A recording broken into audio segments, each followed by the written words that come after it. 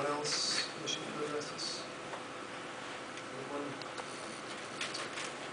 All right. Seeing none, we'll close the citizen comment portion and move into the resolution. We have a motion. Commissioner DePietro. Thank you, Your Honor. I move that the above resolution be adopted.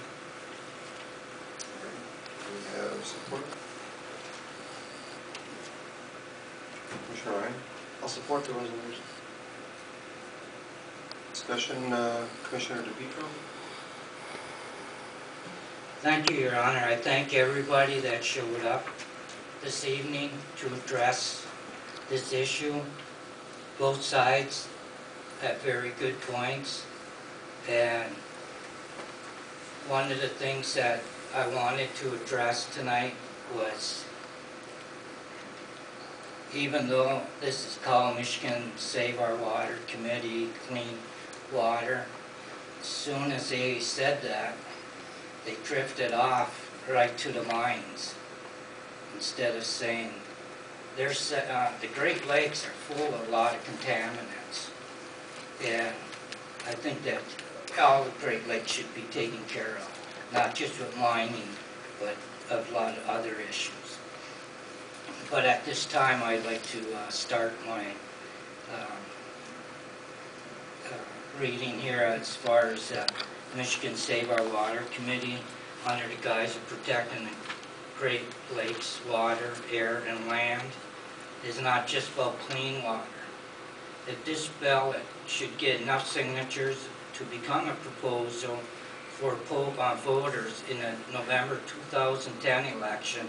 It would affect and stop future mining and mining jobs in the Upper Peninsula the rest of our lives.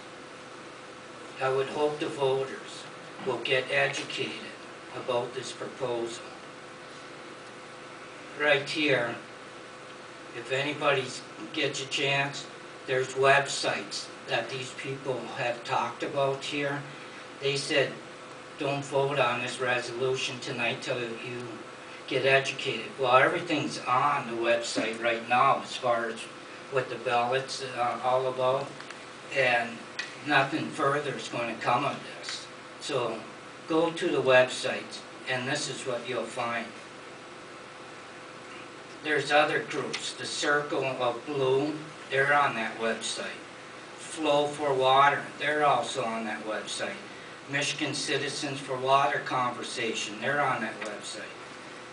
And they all want to make sure that we have clean water, we have clean air, we got clean land. But first thing they do is head towards a mine issue. The Michigan Water Ballot Initiative would put a ban on all future mining in the UP, eliminating just jobs of mining, but would have a trickle effect for all other companies that supplies parts and materials for the operation of these jobs. For over 160 years, mining has been a main source of employment for millions of people in Michigan and the United States, and a vital role in our national security. Without mining, we would have to rely on foreign imports for our raw materials. And we all know how the Middle East, OPEC, and other foreign countries have been treating America over the years with our dependence on foreign oil and raw materials. Baraga, Michigan, last week alone, lost 90 full-time paying jobs when Terex decided to move their plant to another state. Now this ballot is asking voters in November 2010 to help cut even more jobs in the UP of Michigan. I hope the voters, when they read My Water website and see all of the red flags and concerns that Michigan Senator Mike Prusi, his colleagues, some of the county commission boards of the Upper Peninsula and the Marquette City Commission have, the voters will fully understand the intent of this proposal. I would rather see this group of committees to work with the Michigan DNR and the DEQ, which has the strictest rules and laws, not only in Michigan, but also in the United States. I believe if this watch group of the land, air, and water, the Great Lakes, worked hand in hand with the Michigan DNR and the DEQ, who are expertise in their fields, they would get more accomplished working together than apart from each other. I would also ask the residents of the Upper Peninsula to contact the representatives in Lansing, Michigan, and to ask them of their concerns they have about this ballot and what concerns they may have also. I know this will be they'll be more than willing to explain the effects this would have on the UP should this proposal get passed. I thank you for listening to my viewpoints and would open this up to further discussion. Thank you, Your Honor. You're welcome.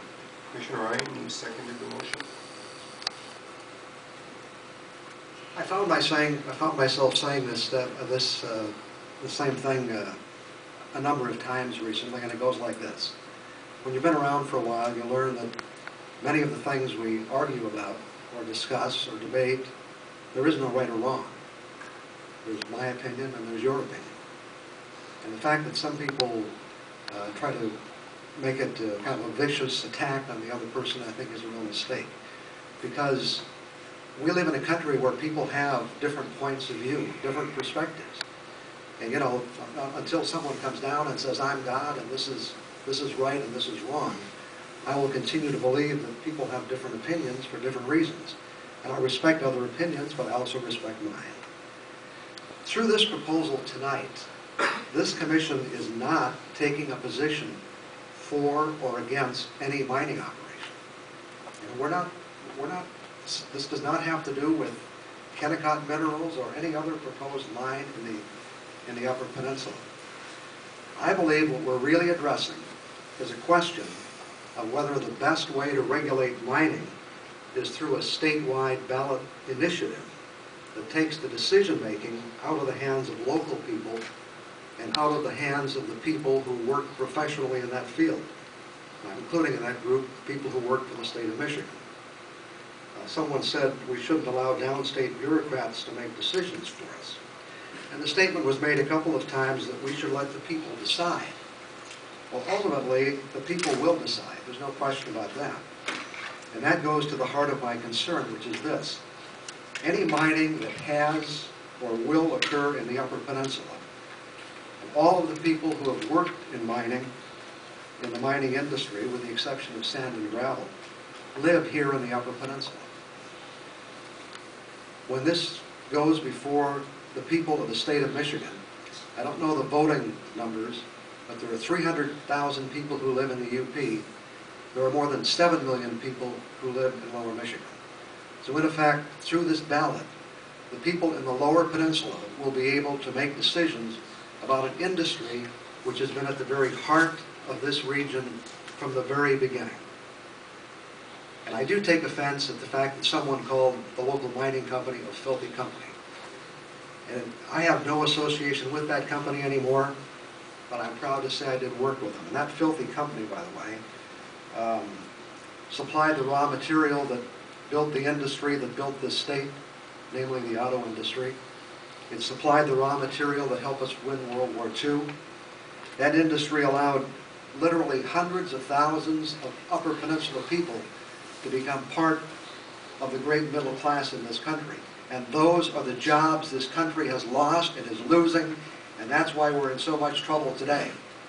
These are hard-working people doing hard jobs. These are the kinds of jobs which this industry provided, and I'm hoping that we find ways it can do it in the future. It also provided the wherewithal where thousands of Upper Peninsula kids could go to college and get degrees and not have to work in those kinds of jobs. So again, in summary, I'm not here to support any particular mining operation. I believe we should let the regulators decide what mines should go forward and what mines should